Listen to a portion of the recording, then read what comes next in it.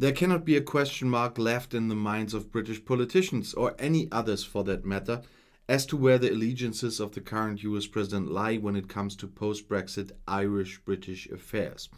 While Joe Biden's firm commitment to upholding the Good Friday Agreement and preserving peace on the island of Ireland may leave him open to charges that he can't act as an honest broker, he has never indicated otherwise. The power and influence of the Irish in US politics has waxed and waned over generations. It reached a peak during the era of President John F. Kennedy and came once again to prominence during the 2 terms of President Bill Clinton. In recent years, as peace reigned and prosperity ruled on this island, Irish-American influence took something of a backseat. But it never went away. Conferences have been dedicated to it, books have been written about it, and countless column inches filled. Some have lamented the passages of the heyday of access to corridors of power, and others have realized that while it may have gone off the boil a bit, it never stopped simmering. Following the 2018 midterm elections, when the Democrats took back control of the House of Representatives, and by extension control of the powerful congressional committees, articles started appearing in UK media about the rising power of the Irish in Washington, about Downing Street fears that the US would side with Ireland in many Brexit-related disputes. The UK embassy in Washington DC beefed up its diplomatic lobbying efforts on Capitol Hill to compete with a well-established and effective Irish operation there, owned under successive ambassadors. Those British establishment fears intensified last November with the election of the 46th President of the United States, Joe Biden. A public servant whose Irish heritage is in a league with that of JFK and Ronald Reagan, and who is only the 2nd ever Catholic president. In Irish-American circles, Bill Clinton is also counted as an Irish president, not so much because of his distant Irish ancestry, but more so for the promises he made on the campaign trail about the Northern Ireland peace process, which he followed through in office. Joe Biden was a member of the US Senate during the Clinton administration and is following that same line of pledges made on the doorsteps, carried on into the White House. Time and again, then presidential candidate Joe Biden and his officials speaking on his behalf issued warnings about Brexit relations negotiation and decisions, making reference to his commitment to the Northern Ireland peace process and to the United States' legal position as the guarantor of the Good Friday Agreement. Time and again, the Speaker of the House, Nancy Pelosi, the chairman of the Ways and Means Committee, Richie Neal, which would have to approve any trade deal, and many other powerful voices pledged that a post-Brexit US-UK trade deal would not be agreed if peace on the island of Ireland was put at risk. Time and again, the statements were dismissed as rhetoric, as Joe Biden saying what he needed to say when the stakes were low, but that when it counted he would change that tune. Biden has not changed his tune. If anything, he is singing it louder than ever, and his song is an Irish lilt. First came the advance message from the US National Security Advisor Jake Sullivan. In an interview with John Sopel for the BBC ahead of the summit in Cornwall, he said that the Biden administration's concern runs very deep on the Northern Ireland issue. He said that the president viewed the Northern Ireland Protocol as part of the agreement between the UK and the EU, and it was critical to ensuring the spirit, promise and future of the Good Friday Agreement, and that was protected. He called on the UK and the EU to find some way to proceed that must fundamentally not imperil the gains of the Good Friday Agreement. Then the report in the Times of London that the US had issued a démarche, a diplomatic rebuke, accusing the UK of inflaming the rhetoric around the Northern Ireland Protocol and urging them to resolve the matter even if it meant unpopular compromises. A senior US administration official disputed this account, saying the president had not instructed any such formal criticism, but rather there had been a diplomatic conversation about an area of concern, and the president's position was or had been outlined earlier by Sullivan. Démarche, conversation, formal or casual, the signal was clear.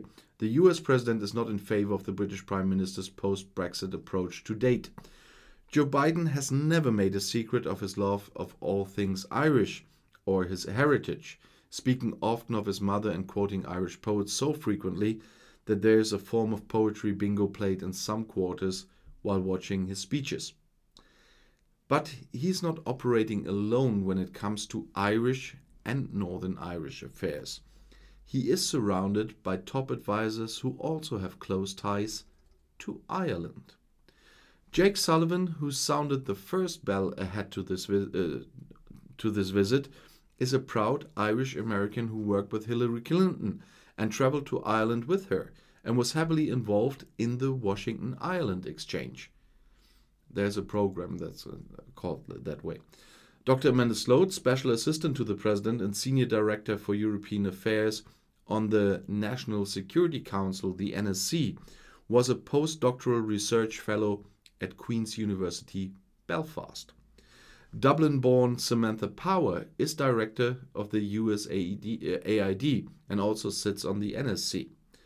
Labour Secretary Marty Walsh is the son of two Co-Galwell immigrants to the US. Deputy Chief of Staff Jen O'Malley, Dunlop is also of Irish heritage, and Vice President of the Irish American Democrats John McCarthy also has a senior role in the Chief of Staff's office.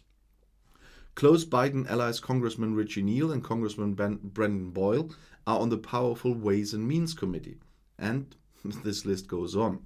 Just as Bill Clinton had a close cadre of Irish Americans advising him and fostering an existing interest in Northern Ireland, so too does President Joe Biden. Speaking on the 6-1 news just after the Biden-Johnson bilateral, Congressman Brendan Boyle said that the matter was personal for Joe Biden. He also indicated that US patience on the matter could wear thin, saying that the US had so many issues to deal with globally that they didn't want to add one more to the pile, and urged the UK to resolve the situation with the EU. Let's stick with it and keep the agreements already made, he said. Alienating their EU and US allies over this issue, especially when they already agreed to it, just doesn't make any further sense. While there may be some grounds to be made with conservative voters in battling with the EU, it would seem unlikely there is a benefit for Boris Johnson and his government in fighting with the US at the same time. US presidents ultimately put their own interests first, so Joe Biden is also keen this weekend to separate out non-Brexit issues that he needs to work closely with the UK on. Although Boris Johnson may not be a fan of the term special relationship, speaking after their bilateral, Joe Biden said they had affirmed the special relationship, even repeating the phrase for good measure. Well, it's a phrase only anyway. Equally, while Biden states a strong pro-Irish position regarding the Northern Ireland Protocol and Good Friday Agreement, his desire for a global minimum corporate tax rate and changes agreed by G7 finance ministers regarding taxing multinationals are not in Ireland's favor. Irish American politicians with close access to the US president and the administration have particularly value, but the direct line of influence that the Irish government currently enjoys was highlighted by the Minister for Foreign Affairs, Simon Coveney. Speaking on RTE's Primetime, Minister Coveney said that during his recent 2-hour meeting with Biden's national security advisor at Shannon Airport, 1 hour had been spent discussing Northern Ireland. Coveney said that undoubtedly his warnings about the severity of the situation relating to the Northern Ireland Protocol, the Johnson Protocol, had got back to the president, adding that he had asked Sullivan to ask the president to raise the matter directly with Boris Johnson during this week's summit, and had followed that up with a diplomatic note to make sure the message got through. As Congressman Boyle alluded to, the clearly fraught negotiations between the EU Vice President Maroš Šefčovič and the UK's Brexit chief Lord Frost are an irritation to the US administration. This has in part created the circumstances for the president and his fellow Irish American politicians to do something positive for Ireland, something that fits with their international and personal agendas and does not spend any domestic political capital. The miscalculation that has been made by some British commentators who can't quite believe the pro-Brexit, pro-EU, pro-Ireland statement, no, anti-Brexit, pro-EU, pro-Ireland statements from the US administration is that Joe Biden's position may be a political one. They are assuming he will ultimately park the Northern Ireland interest in favor of preserving ties with the UK. But that is unlikely to be the case. Biden's connection to Ireland, like many of his countrymen and women, is a cellular one. The so-called Irish vote may not be monolithic, the politicians may be bipartisan, but the ties are primordial. Ahead of the visit that then Vice President Joe Biden made to Ireland in June 2016, in a joint interview with RTE and the Irish Times, Biden spoke of how proud he was of the role his country had played in brokering peace in Northern Ireland. I'm proud of the small part that I played as a senator and vice president to help to try facilitate the Northern Ireland peace process. And the United States will continue to do everything we can to encourage Northern Ireland's progress toward full reconciliation under the Stormont House Agreement. He said it then, and he says it now. As a long-life public servant who may be a one-term president at almost 79 years of age, Joe Biden is conscious of legacy. With the border woven into his family history and the peace process threaded through his professional life, this is not an issue he is going to walk away from. While he may not be an independent, honest broker on this subject, he doesn't profess to be, and he doesn't need to be. He chose sides, and he's showing that he chose sides, and that is good. I'll see you in my next video. Auf Wiedersehen.